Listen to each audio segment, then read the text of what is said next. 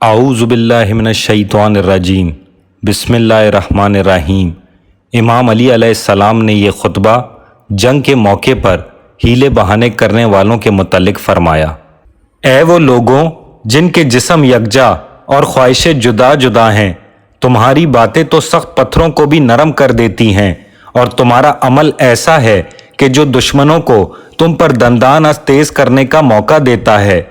اپنی مجلسوں میں تو تم کہتے پھرتے ہو کہ یہ کر دیں گے اور وہ کر دیں گے، اور جب جنگ چھڑ ہی جاتی ہے تو تم اس سے پناہ مانگنے لگتے ہو۔ جو تم کو مدد کے لیے پکارے اس کی صدا بے وقت، اور جس کا تم جیسے لوگوں سے واسطہ پڑا ہو اس کا دل ہمیشہ بے چین ہے۔ ہیلے حوالے ہیں غلط سلط، اور مجھ سے جنگ میں تاخیر کرنے کی خواہشیں ہیں، جیسے ناد ہند مکروز اپنے قرض خواہ کو ٹالنے کی کوشش کرتا ہے۔ ذلیل آدمی ذلت آمیز زیادتیوں کی روک تھام نہیں کر سکتا، اور حق تو بغیر کوشش کے نہیں ملا کرتا۔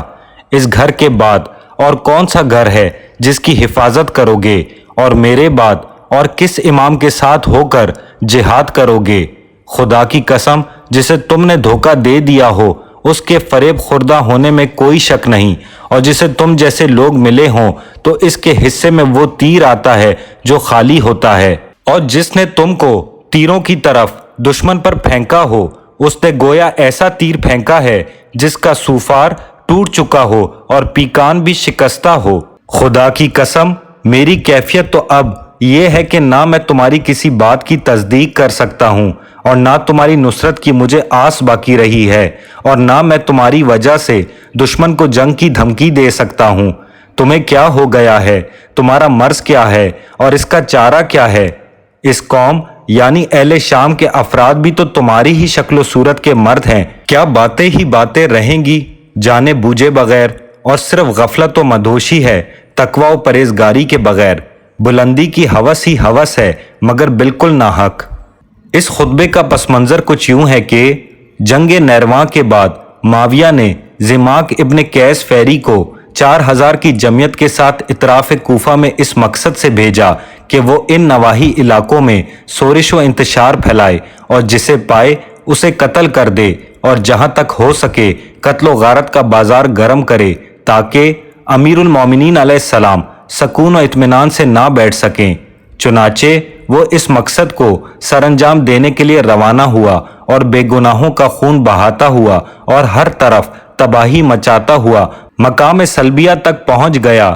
یہاں پر حجاج کے ایک قافلے پر حملہ کیا اور ان کا سارا مال و اسباب لوٹ لیا، اور پھر مقام قطقطانہ پر صحابی رسول صلی اللہ علیہ وآلہ وسلم عبداللہ ابن مسعود کے بھتیجے عمرو ابن امیس اور ان کے ساتھیوں کو تہہ تیغ کر دیا، اور یوں ہی ہر جگہ وحشت اور خون خواری شروع کر دی۔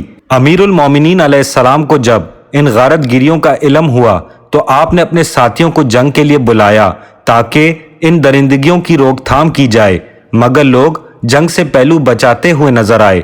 آپ ان لوگوں کی سست قدمی اور بددلی سے متاثر ہو کر منبر پر تشریف لے گئے اور یہ خطبہ ارشاد فرمایا، جس میں ان لوگوں کو غیرت دلائی ہے کہ وہ بزدلوں کی طرح جنگ سے بچنے کی کوشش نہ کریں، اور اپنے ملک کی حفاظت کے لیے جواں مردوں کی طرح اٹھ کھڑے ہوں، اور غلط سلط ہیلے حوالوں سے کام نہ لیں۔